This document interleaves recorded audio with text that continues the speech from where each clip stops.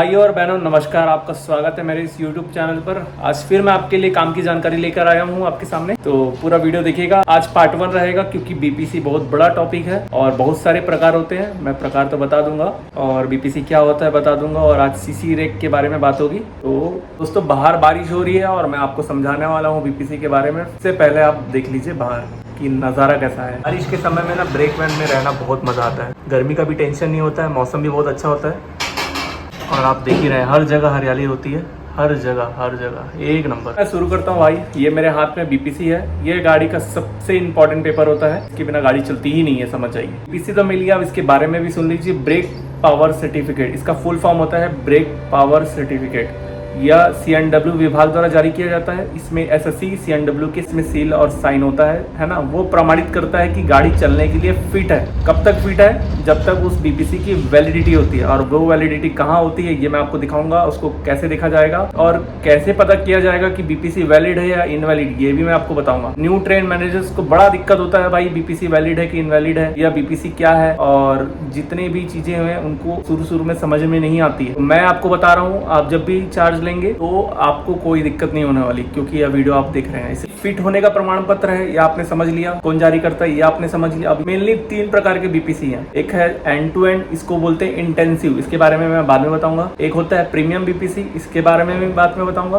और एक होता है सीसी। इन तीनों को अलग अलग कलर में जारी किया जाता है, ठीक है। इनका पेज का जो रंग होता है वो अलग अलग होता है। End to end intensive BPC सफेद रंग का होता है और प्रीमियम बीपीसी हरे रंग का होता है। और सीसी रेक जिसके बारे में आज मैं वीडियो बना रहा हूँ वो पीले रंग का होता है। तो हम लोग सीसी रेक पे ध्यान देंगे। दोस्तों आज मैं सीसी रेक के बारे में बताने वाला हूँ, तो आपको ले चलता हूँ सीसी रेक के पास। इस गाड़ी को मैं लेके जा रहा हूँ, वो सीसी रेक का बीपीसी है। दोस्तों ये रहा सीसी रेक, इसको बोलते हैं क्लोज सर्किट फुल फॉर्म, है ना। ये पीले रंग का बीपीसी होता है। आपको इसकी मोटी मोटी बातें बताता हूँ। अच्छा तो बीपीसी तो मोटा नहीं, जितना इसकी बातें मोटी है। तो ये है बीपीसी नंबर। तो जब भी आपको बीपीसी नंबर लिखना होगा कहीं पर भी अपने CTR में, रफ जर्नल में, या जिसको भी बताना होगा, ये बीपीसी नंबर है, इसको बताएंगे आप। ये है TXR पॉइंट। TXR पॉइंट का मतलब होता है बीपीसी कहाँ से जारी किया गया है। BIA स्टेशन का कोड है, Bhilai PP yard, Raipur south east central railway इसका बेस डिपो है। बेस डिपो TXR पॉइंट, ये लिखा है एग्जामिनेशन पॉइंट, सबका मतलब एक होता है। यहाँ से बीपीसी जारी किया गया है। बीपीसी किस तारीख को जारी किया गया है यहाँ पर लिखा है 24/7 को बीपीसी जारी किया गया है, ठीक है। और कोई रिमार्क होता है वो भी बीपीसी पर छपा होता है। जैसे ये सिंगल पाइप है, आपको FPVP के बारे में बताया ही था। ये सिंगल पाइप है, मतलब डीपी पाइप पे चल रही है। और ये BMBS% bogie mounted brake system होता है। कितना परसेंट? 23%। इसमें मास्टर पूछता है आपसे कि BMBS कितना परसेंट है, तो आपको 23.7 बता सकते हैं अगर आपकी बीपीसी में जो छपा होगा वो। इसके बाद अपन आते हैं, यह प्रमाण पत्र कितने दिनों तक वैलिड होता है। देखो ये बीपीसी छपा होता है, बीपीसी में कितने दिनों तक वैलिड होता है। ये 7500 किलोमीटर या 27 अगस्त, दोनों में से जो भी पहले आएगा तब तक वैलिड है। अब आपसे कोई पूछेगा भैया बीपीसी कब तक वैलिड है, तो आप 27 अगस्त 2023 तक वैलिड है बोलेंगे। देखो यहाँ पर जो इंजन नंबर छपा होता है, ये बीपीसी जारी करते समय जो इंजन लगा होता है उसके बारे में जानकारी होती है। इसलिए ये इंजन नंबर कभी आप अपने TN में नहीं लिखेंगे, CTR में नहीं लिखेंगे। आप पूछ लेंगे लोको पायलट से कि भैया क्या है इंजन नंबर। गाड़ी का नाम भी चेंज होते रहता है। जिस समय यह बीपीसी जारी किया गया था उस समय NBOBRN था 600। अब सीसी रेक की खासियत होती है, इसका सीसी नंबर होता है। अगर आपसे पूछा जाएगा कि इसका सीसी नंबर क्या है, तो रेक नेम है, इसी को सीसी नंबर बोलते हैं। Arrow PP16। अगर आपके हाथ में आने वाले समय में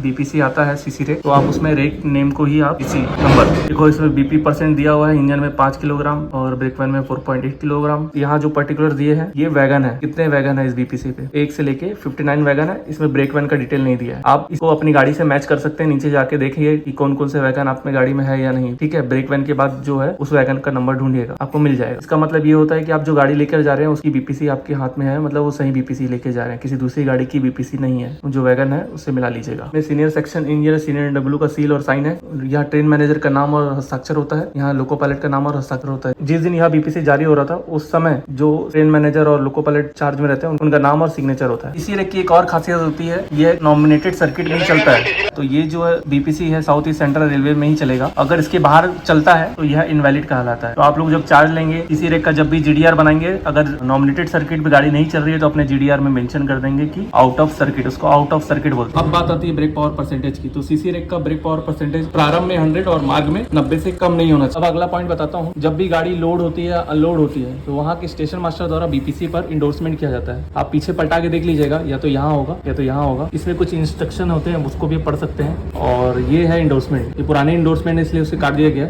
और ये एक नया इंडोर्समेंट है। BOBRN MSPC साइडिंग से निकला है, तो उसका इंडोर्समेंट एडजस्टमेंट किया गया था। बीपीसी के साथ हमेशा वैगन वे बिल आप लोग को मिलेगा। वैगन वे बिल में वैगन के पर्टिकुलर्स होते हैं और बीपीसी में भी वही वैगन्स होते हैं, तो आप दोनों वैगन्स को मैच कर सकते हैं खाली बैठ रहेंगे तब। लोग सीसी रेक की बीपीसी का रंग देखकर ही पता लगा सकते हैं कि यह सीसी रेक है। यह कब जारी किया जाता है, कौन जारी करता है, बातें मैंने आपको बता दी है। दोस्तों अब सबसे इंपॉर्टेंट बात है ये कब इनवैलिड होता है। पहली बात तो इनवैलिड होने का है जब यह बीपीसी का डेट पूरा हो जाता है तो यह इनवैलिड हो जाती है। पहला पॉइंट हो गया। अब दूसरा पॉइंट है जब यह नॉमिनेटेड सर्किट में नहीं चल रहा होगा तो इनवैलिड हो जाता है। फिर तीसरा पॉइंट है अगर आपकी गाड़ी में 4 वैगन से अधिक कांटे या जोड़े जाते हैं तो बीपीसी इनवैलिड हो जाता है। पांचवा पॉइंट है अगर सीसी रेक गाड़ी को 24 घंटे से अधिक स्टेबल करेंगे तो वो इनवैलिड हो जाता है। कई कई जगह आपको 4 घंटे भी मिलेगा, कई कई बीपीसी में आपको 24 घंटे भी मिलेगा। अब आता है अगला पॉइंट, अगर लोको पायलट किलोमीटर लिखना भूल जाता है तो बीपीसी केवल 20 दिनों तक ही मान्य होगा, चाहे उसकी वैलिडिटी 35 दिन या 30 दिन क्यों ना लिखी हो। कई कई जगह सीसी रेक जो है 35 दिनों का, कई जगह 40 दिनों का, कई जगह 30 दिनों का जारी किया जा रहा है। उसमें छपा होगा तो आप देख के पता लगा सकते हैं। जगह 7,500 किलोमीटर, कई जगह 10,000 किलोमीटर भी दे रहा है। अब बहुत सारे लोग कंफ्यूज हो जाते हैं कि ग्रेस पीरियड क्या होता है। जी आपको जो बीपीसी मिली वो 35 दिनों के लिए मान्य है, तो 35 दिनों बाद वो